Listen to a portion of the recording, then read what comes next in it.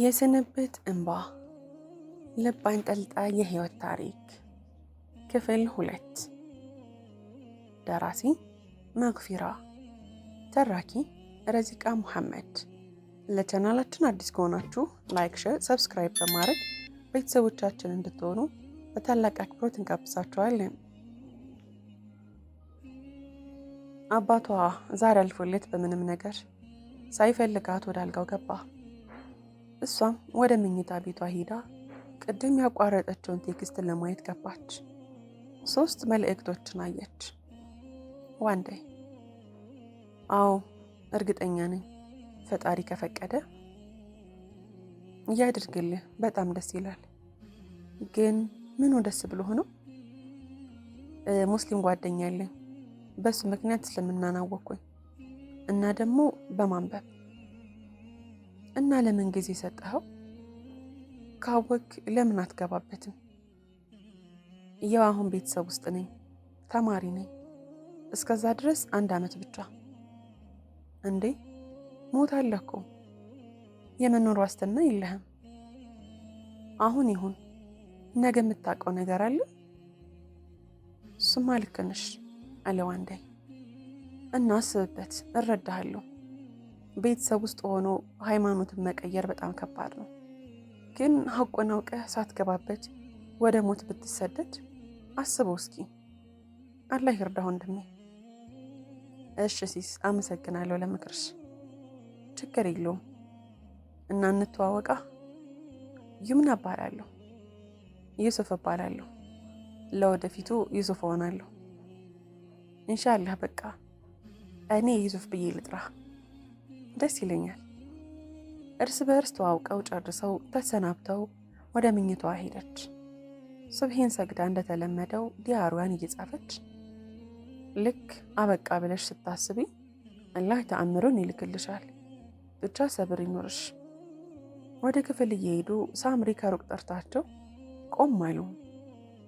መጣ ሰላም ብላቸው አብራቸው እየሄደች በመሃል ቶማስ ሲያልፋዩትና 3ቱም ተያዩ። ሳምሪ አቤት አቋም ከወደዱስ ይህንን ነው መውደድ ብላ ስትመሳሰጥ፣ ሀያትም አቤት ወንድ ፍቅር ሽኮ ስትል 3ቱም ሳቁ። ካለ እነሱ ማን አለኝ ብለሽ ነው አለች ሳምሪ።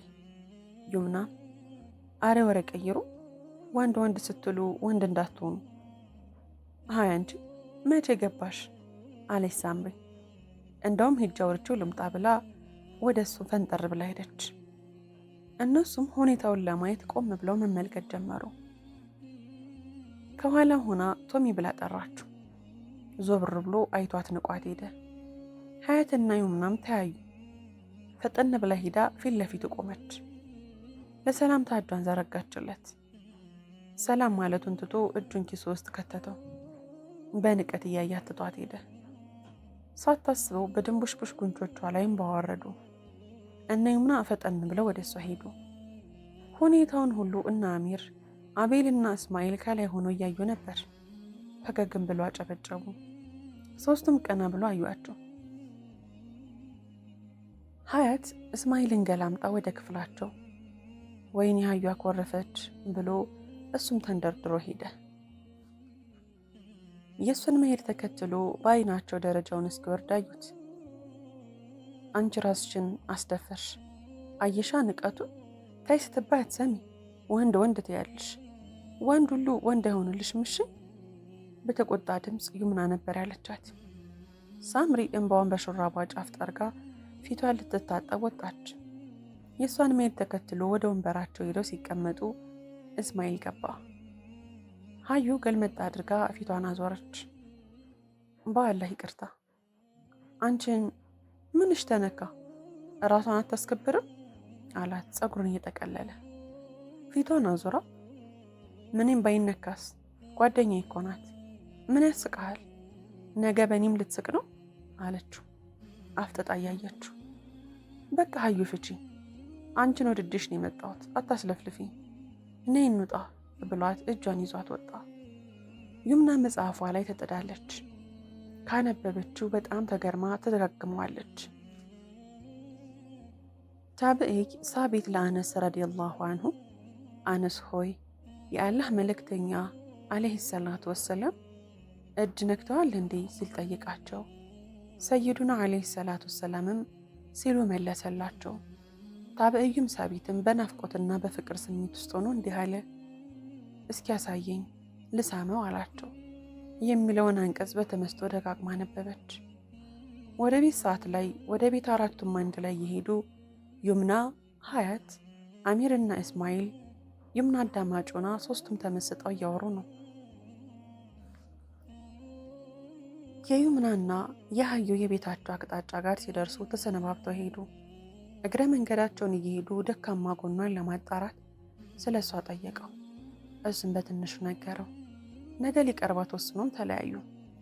ቤት ገብታ ስራዋን ጨርሳ ወደ ስልኳ ስትሄድ አሰላሙ አለይኩም ብሏት ነበረ። ዋንዳይ ሰላምታውን ሳትመልስ ሰላም ነው አለችው።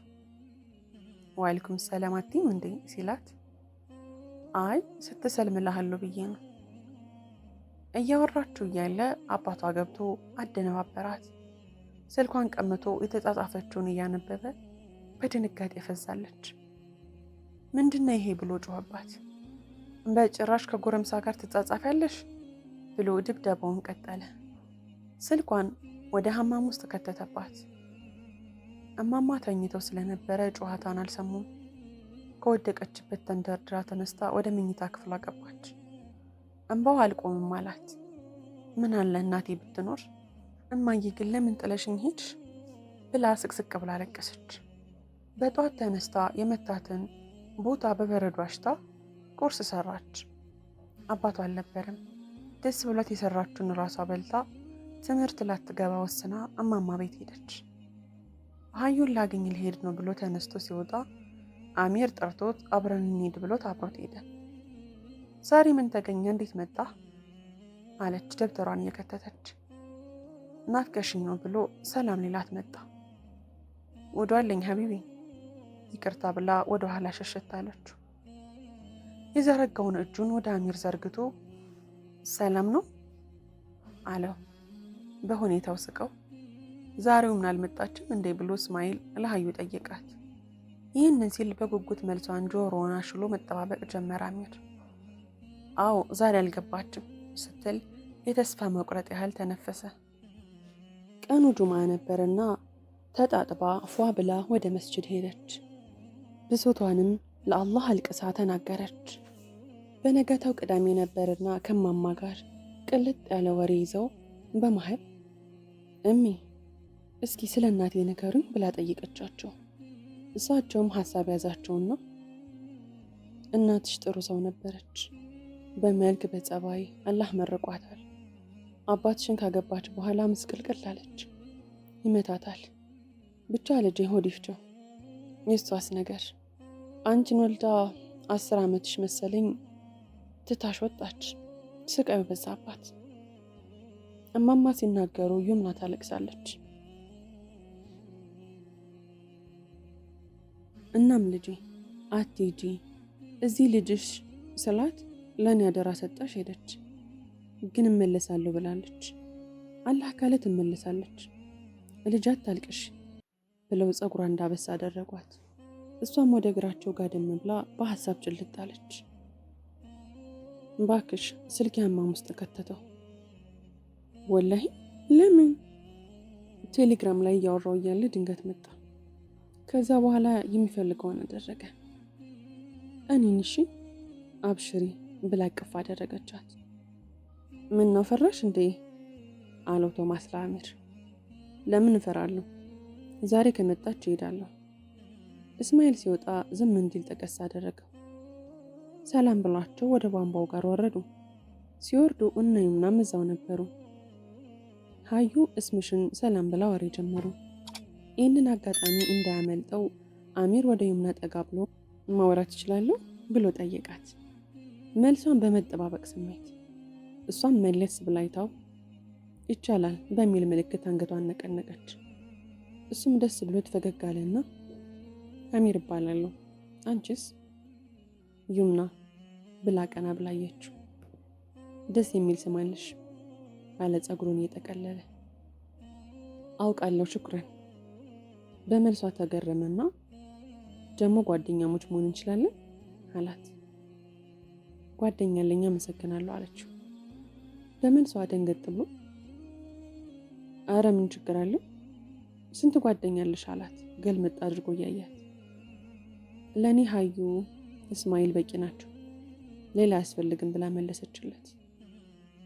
አይ ደስ ይላል ያዝልቅላችሁ ብሎ ትቷት ሄደ ተሰናብቷት። በመንገዱ ሲሄድ በጣም ተናዷል። ላለማስባተት እየሞከረ ነው። እነ ቶማስ ጋር ሄዶ በብስጭት ባካ አትሸነፍም ደረቅ ናት አለው።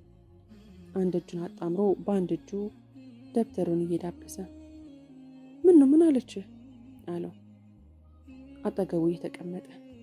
በእናትህ ራሴን ዝቅ አድርጊ ብሎ ዴስኩን በንዴት መታ አደረገው። ተማሪው ግማሹ ዞር ብሎ ተመለከታቸው። ቶማስም ተረጋጋ እንዴ ምን ሆነሃል? በቃ ተወው፣ ጨዋታውን እኛም እንተዋለን። ለሙድ ነበር ብሩ ይለፍልህ በቃ ብሎ አጎንብሶ እያየው። አሚርም ትንሽ አሰብ አድርጎ በጓደኞቹ ሙድ ሊይዝባትም አልፈለገም። አይ አልተወውም፣ እልህ ይዞኛል ወላሂ ታያለህ አንበረከካታለሁ። በአፍንጫው ተንፈስ ብሎ ፈገግ አለና አንበረከካለሁ ብሎ መንበርከክም አለ ብሎ መታ አደረገው። እንደዛ ከሆነ ደግሞ ጨዋታው ይቀጥላል ማለት ነው አለው። በመስማማት አንገቱን ነቅልቆ ወደ ሌላ ርዕስ ገቡ። ቆይ እባክሽ ዛሬ አይገባም፣ ይህንን እንጨርስና እናስገባዋለን አለቻት ይሙና የሀዩን ስልክ ይዛ። ቢወሰድ ኃላፊነት ትወስጃለሽ እሺ ስትላት፣ ችግር የለውም ሀዩ አትነዛነሽ። ትንሽ ከቆየችው በኋላ ሳታስበው መምህሩ ገባ። ያላያት መስሏት ቶሎ ብላ ዴስክ ውስጥ ስትከተው አምጩ ብሎ ወደ እሷ መጣ። ይኸው ታይ ስልሽ አልሰማ ብለሽ አሁን ራስሽ ተወጩ ይምና። አዎ ራስሽ ተወጩ አለች በሹክሹክታ ድምፅ። ስልኩንም ሰጠችው። ወላጅ አምጪና ይሰጥሻል አላት። እሷም ግራ ተጋብታ በተናደደ ስሜት ተነፈሰች። ትምህርቱን አስተምሮ ሲወጣ ይምና ተከትላ ወጣች። ቲቸር ብላው ቆም ብላ ጠራችው። እሱም ዞር አድርጎ አያትና ትቷት ወረደ። እሷም ተከትላው እስከ ዲፓርትመንቱ ድረስ ተከተለች። ውስጥ ገብታ ቲቸር ይቅርታ፣ ካሁን በኋላ አላመጣም፣ ወላጄ ከሰማ ይናደድብኛል። ልውረድ አልውረድ የሚለውን እንባዋን እየተቆጣጠረችው፣ እንዳውም ጥሩ ነዋ ይግደልሽ፣ ስራ ልስራበት ውጭልኝ፣ ስታመጪ ይሰጥሻል ብሎ አንባረቀ። ከእሱ ጋር የነበረው አስተማሪ ተነስቶ ወጣ። አረ በአላህ ቲቸር ቆመና ወደ እሱ ተጠጋ። ስሚ ብሎ ትከሻዋን ያዛት። ወደ ኋላ ልትሸሽ ስትሞክር አጥብቆ ያዛት። ባክሽ አትንጣጭ፣ ሚያድንሽ እንኳን የለም፣ ስልክሽን እሰጥሻለሁ፣ እንፈልገውን ላድርግና አለ። ራሷን ከሱ ለማስጣል እየታገለች ከእንባ ጋር ሆና የወንድ ኃይሉ አሸነፋትና ወደ መሬት ወረወራት። ከወለሉ ጋር ተጋጭታ ራሷን ሳተች። ስትነቃ አጠገቧ አሚር፣ ሀያትና እስማኤል ነበሩ። እንባዋን መቆጣጠር አቃታትና ለቀሰች።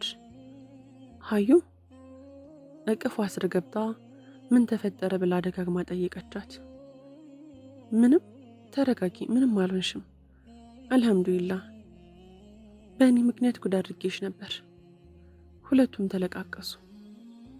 ወንዶችም ስሜታቸው ተነካና ወደ ውጭ ወጡ። ሀዩ ባላ ግን ምንም የለም አይደል፣ ምንም አልሆንኩኝም አይደል አለች። አዎ ውዴ፣ ለምን ቆየሽ ብለን ከአሚርና ከእስማኤል ጋር ስንመጣ ወድቀሻል፣ ማንም አልነበረም፣ ስልኩም አጠገብሽ ነበር። ወንዶቹ ገቡና ደህና ነሽ አላት። ቀና ብላ አይታው አሚርን ደህና እንደሆነች አንገቷን ነቀነቀች። እስማኤልም ምን ሆነሽ ነው ግን ብሎ ጠየቃት።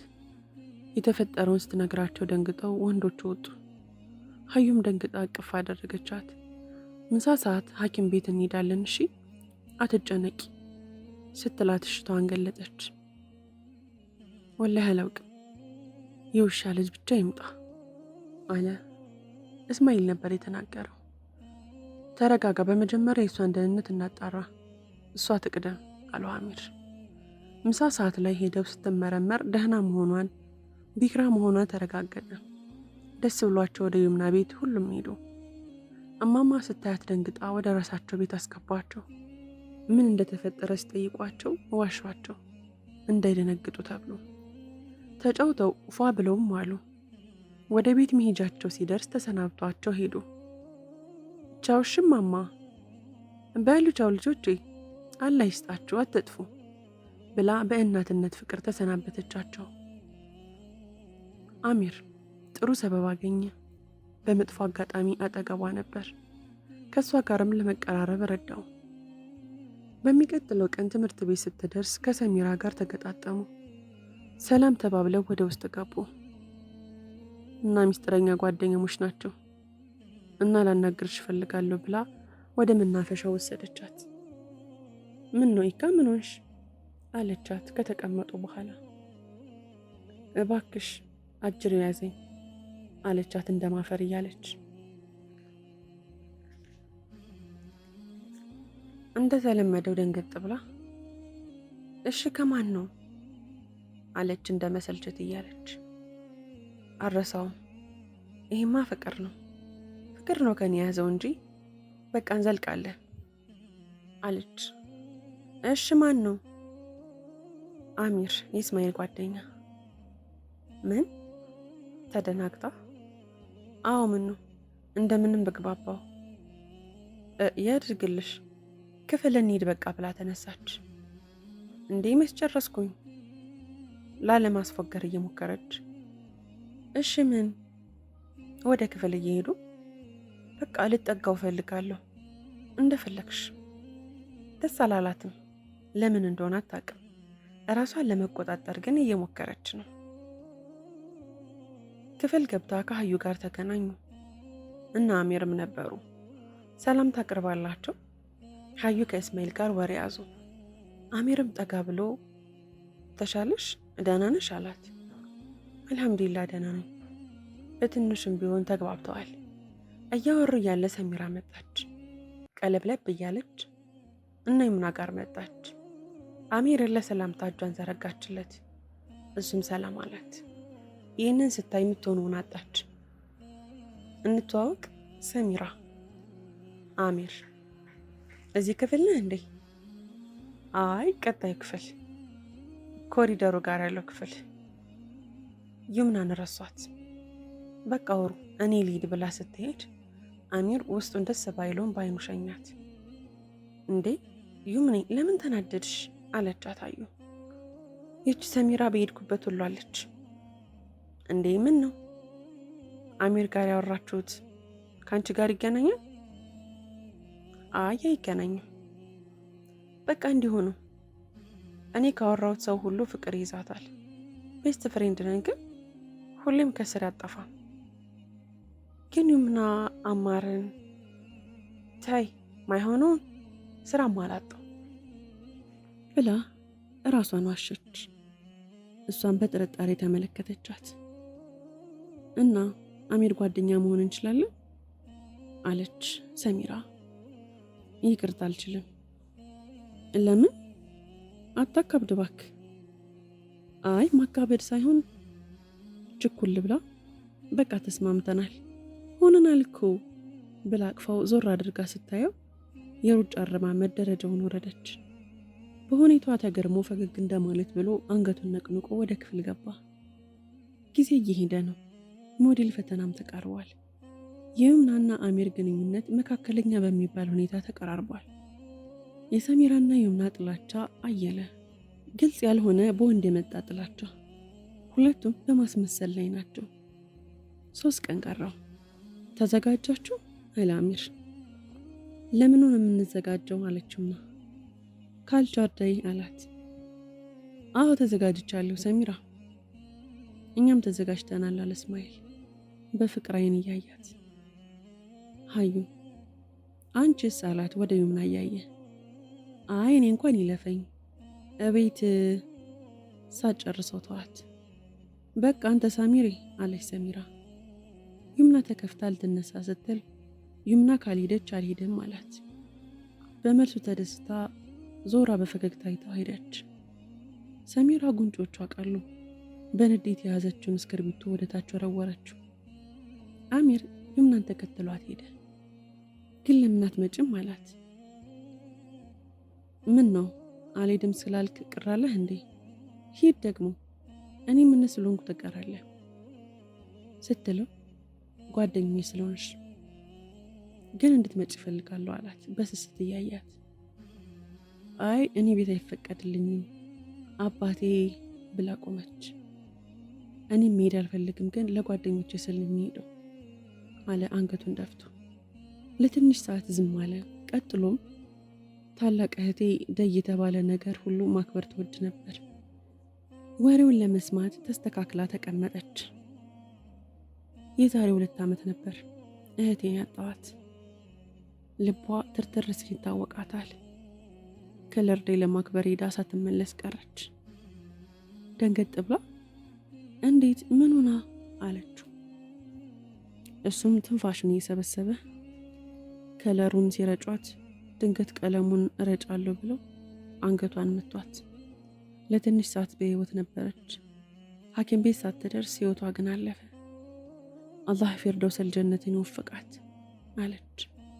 አብሽርም አለችው እና ከእህቴ ጋር እንዳለው እንዲሰማኝ ብትመጪ ደስ ይለኛል አላት ባዘነ ፊቱ እያያት። እሷም አይን አይኑን እያየች ኢንሻአላህ ሞክራለሁ ስትለው እሱም ፈገግ ብሎ ደግሞ ነገ የሆነ ስጦታ አለሽ አላትና ተነስቶ ሄደ። እሷም ግራ ተገብታ ምን ይሆን ብላ ማሰቧን ቀጠለች። ክፍል 3 ይቀጥላል። ታሪኩን ከወደዳችሁት ላይክ፣ ሼር፣ ሰብስክራይብ ማድረጋችሁን እንዳትረሱ።